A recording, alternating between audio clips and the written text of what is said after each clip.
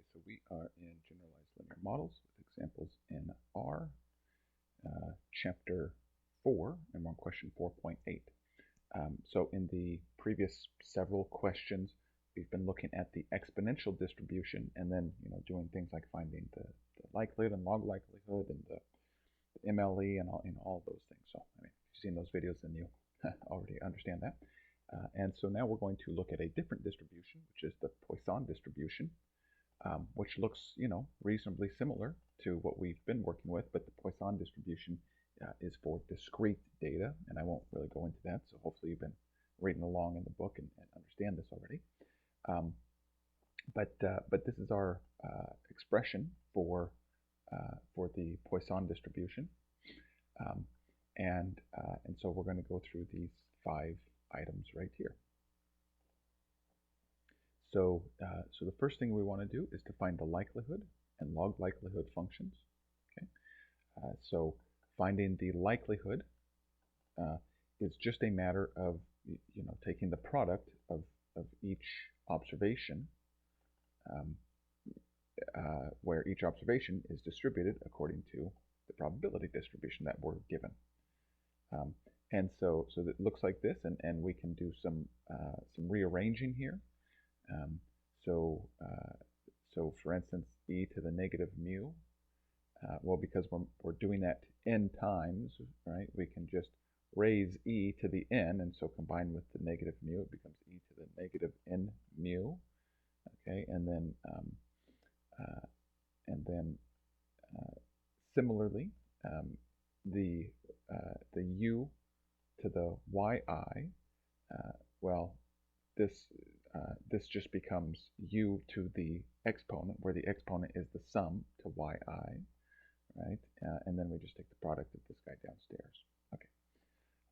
And then we want the log likelihood. So now we just take the log of this, and then so just using simple logarithmic or logarithm rules. So if we take the log of e to the whatever, it just becomes the 2 whatever. Okay, so we get that. And then for the logarithm of mu, it's the log of mu. And then when we take the log of an exponent, it just drops downstairs as multiplication. And then finally I guess this last term right here, when we take the logarithm of a product, then we get the sum. And since we're dividing by this guy, right, where that's in the denominator, we use subtraction. These are all just rules of logarithms. So, okay, so in part 2, we're going to find the score function. All right, and so the score function is just the derivative of the log likelihood. Okay, so we're just going to take the derivative of this guy, and this is pretty straightforward.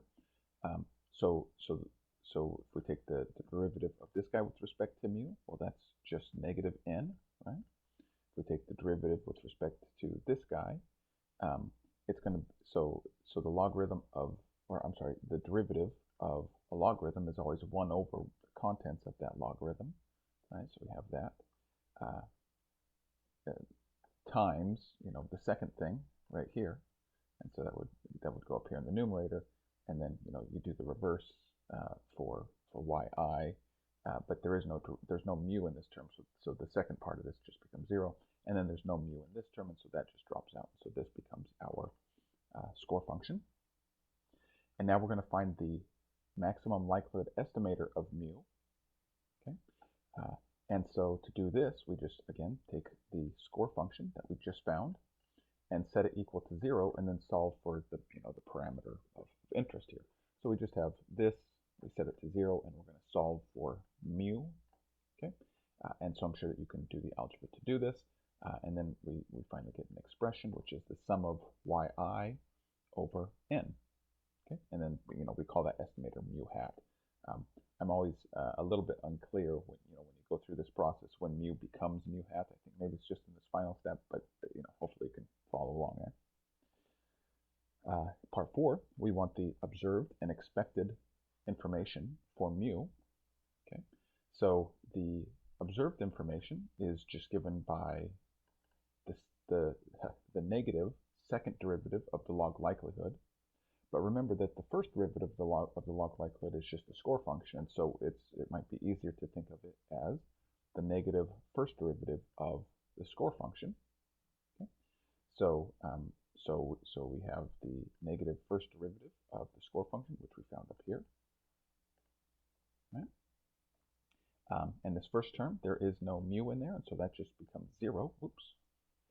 That just becomes 0. And so now we're looking at the derivative of the second guy, the negative derivative of the second guy. And so I'm just going to rewrite it by putting, instead of dividing by mu, I'll put mu to the -1 and take it out front here. Okay.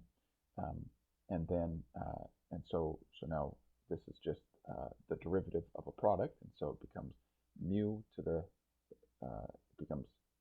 it becomes negative mu to the -2, right? But this negative sign that would be part of the derivative is canceling with that negative, okay? So it's the derivative of the first thing times the second thing, plus the derivative of the second thing times the first thing, but the second thing doesn't have a mu in here, so that drops out, so we're just left with this, which we can probably write as this right here. Right? Okay. And now the expected information is just the it's just the expected value of the observed information. So now I take the expectation of what we just got right here, okay? And the sum of all y's, I can rewrite that as n times mu, right? So hopefully that makes sense to you, right? So if I add up all of the y's, well, that's the same thing as multiplying mu by the number of observations. So I get this, and one of the mu's cancels out downstairs. And now both of these are constants, right? And so we get n over mu, or probably n over mu hat, but again, when exactly to put the hat on stuff, I always find a little bit misleading. But in practice, all you would have access to is mu hat, of course. So, okay, and finally, we want the standard error of mu hat. Okay, so the standard error of mu hat is just the square root of the variance of mu hat. Well, what is the variance? Well, the variance is the inverse of the expected information, which we just found right here. Right, so it's the square root of that guy to the -1 power to the inverse. So to inverse that, I just simply flip the mu and the n, and I get this. And this is my standard error from mu hat. Okay. All right, I think that is good.